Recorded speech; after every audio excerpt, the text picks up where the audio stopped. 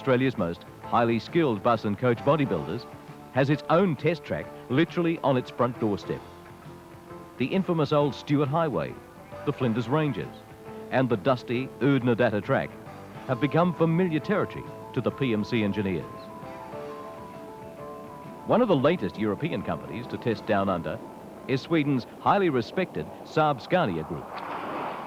Famous for the advanced Viggen jet fighter, the fuel-injected Saab 9000 saloon car, the Swedish group is also known worldwide for its finely engineered bus, coach and truck chassis.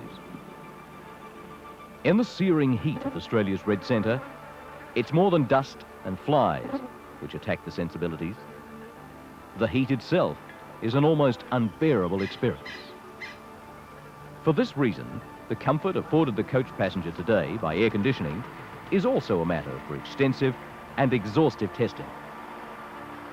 Japan's best-known air conditioning specialist, Nippon Denso, climbed aboard the PMC Scania test coach for this trip into the red centre. Nippon Denso joined the test program because the conditions likely to be encountered would very effectively test and validate the performance of its PJ118 air conditioning system.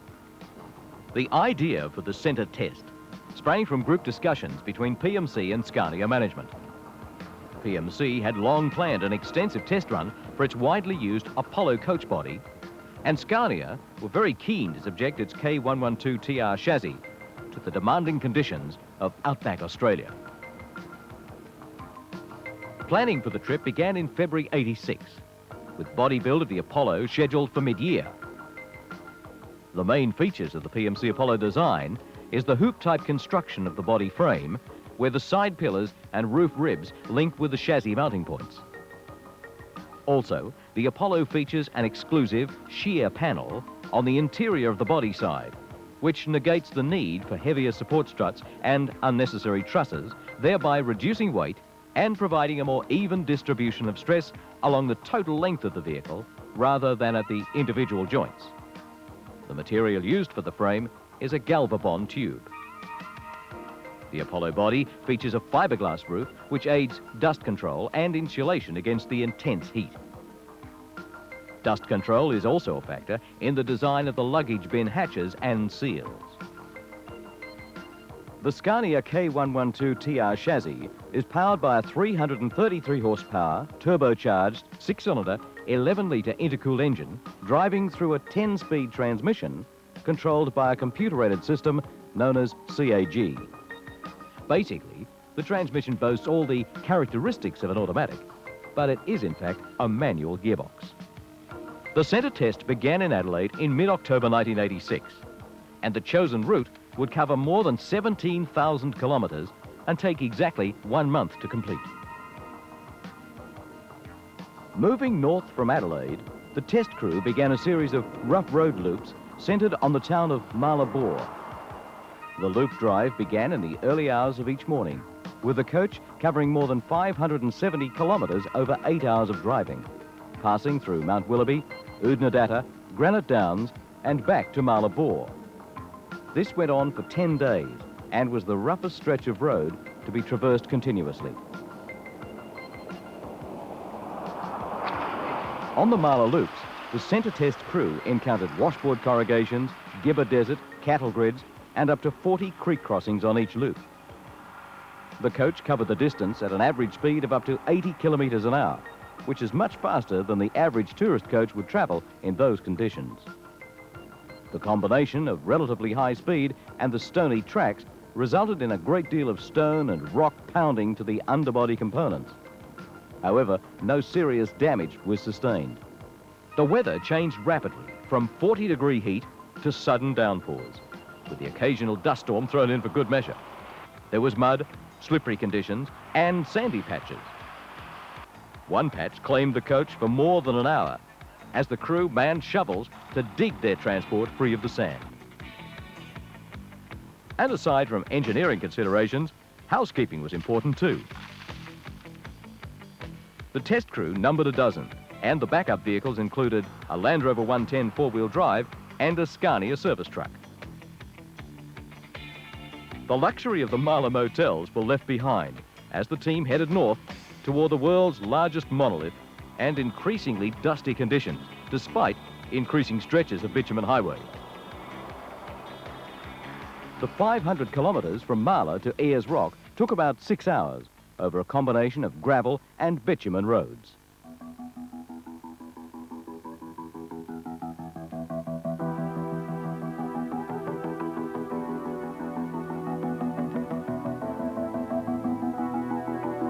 Out here, there are only the occasional wild ponies for moving relief from the heat-baked plains where nothing appears to live or move.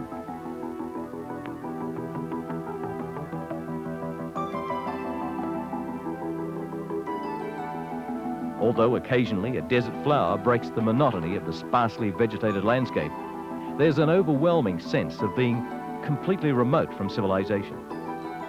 There's just the road to remind the visitors that they're not alone. Dozens of tourist coaches now ply the Stuart Highway, opening up the centre for thousands of travellers every year.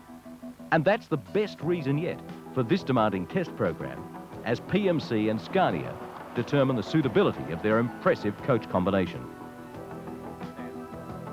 PMC's General Manager, Ray Spiller, opted to lead the coach building team on the centre test. He wanted to know firsthand how the Apollo body stood up to the rigours of the road. It's performing extremely well at the moment, and I do believe that it's a good combination of the Apollo body along with the Scania chassis. Rocky, Scania's experienced driver, agreed that the speeds were much higher than normal for a tourist coach in these conditions. We're still sitting on 100 kilometres an hour, which is probably a little bit fast for this dirt. You certainly wouldn't come over at this speed with passengers on board. The Rock is a 250-kilometre diversion from the Stuart Highway, heading due west into the sunset. The test crew shunned the overt luxury of the Sheraton Hotel, opting for do-it-yourself style accommodation, which would become necessary on the next leg of the route from Alice Springs across the Tanami Desert to the Western Australian coast. With the famous tourist trap receding into the coach's dust trail, it was time to head for the Alice and the first pit stop. At the Alice Travellers Village, hot showers spruced up the crew, and then it was time for a thorough check of the coach, which revealed all was okay.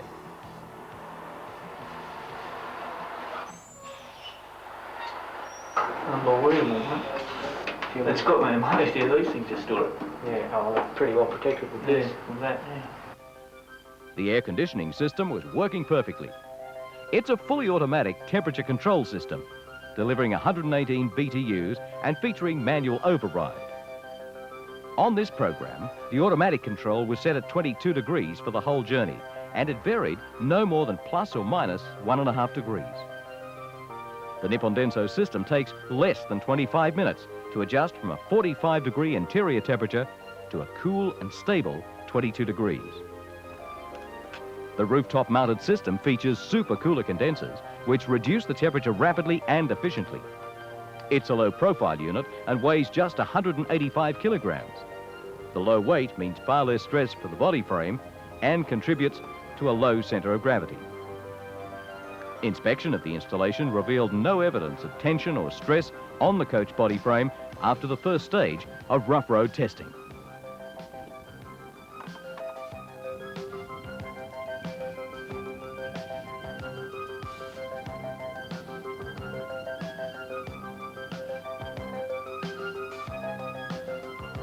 From Alice Springs, the team heads north, briefly, before turning off the bitumen to the Tanami Desert, one of Australia's most desolate patches of parched land.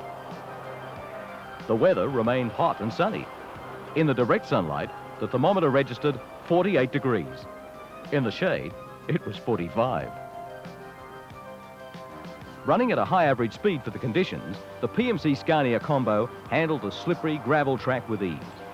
Although hanging the tail might prove just a bit too exciting for your average tourist.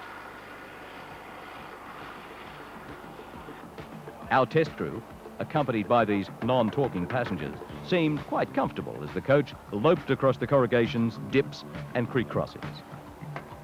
The extra passengers were 78 plastic containers filled with water to simulate a load equal to 46 real passengers.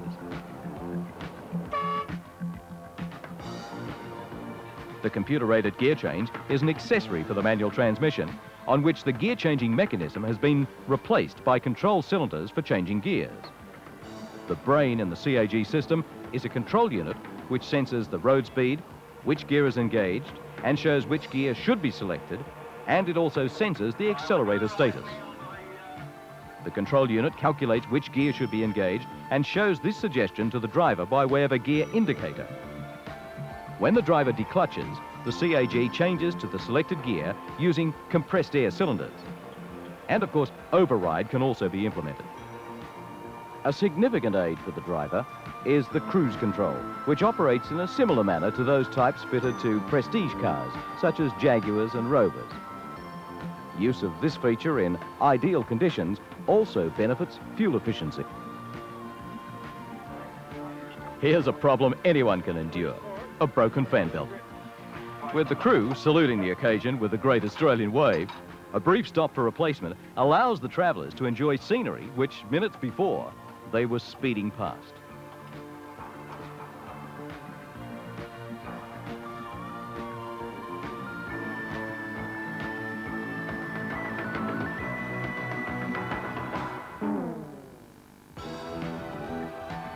You feel absolutely in the middle of nowhere at Ayers Rock.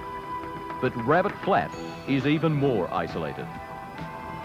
Described as Australia's most remote roadhouse, this very basic gas station lies in the heart of disputed Aboriginal territory. We topped up the tank and took off for points further west. On this leg, the route crossed the smallest farm property in the region, a mere 750,000 acres.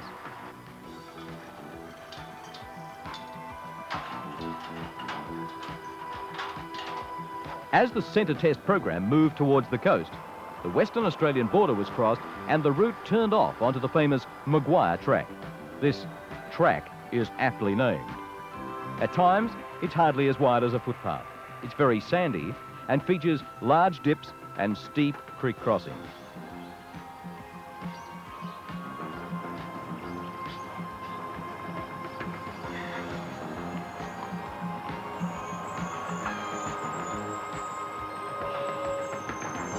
The air suspension on the Scania was raised on a couple of occasions to avoid body contact with the scenery.